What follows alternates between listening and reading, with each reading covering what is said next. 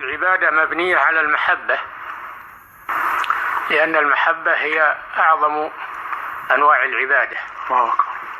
فالذي يعبد شيئا إنما عبده لأنه يحبه. فالمؤمنون يحبون الله حبا خالصا، ولذلك يقبلون على عبادته سبحانه وتعالى. والذين آمنوا أشد حبا لله.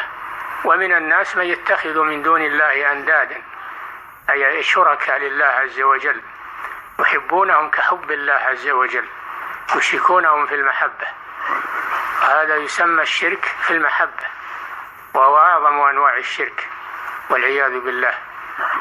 فالمشركون إنما عبدوا هذه المشاهد وهذه الأصنام والأوثان، إنما عبدوها لأنهم يحبونها، ولذلك يستميتون دونها ويقاتلون دونها، لأنهم تعلقت قلوبهم بها فهم يحبونها. ولولا أنهم يحبونها ما عبدوها من دون الله. ومن الناس من يتخذ من دون الله أي غير الله أندادا، أي شركاء لله، يحبونهم كحب الله، يسوون بين الله وبين هذه الأصنام وهذه القبور في المحبة، وهذا هو الشرك الأكبر.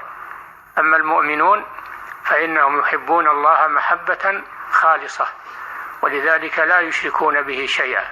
نعم.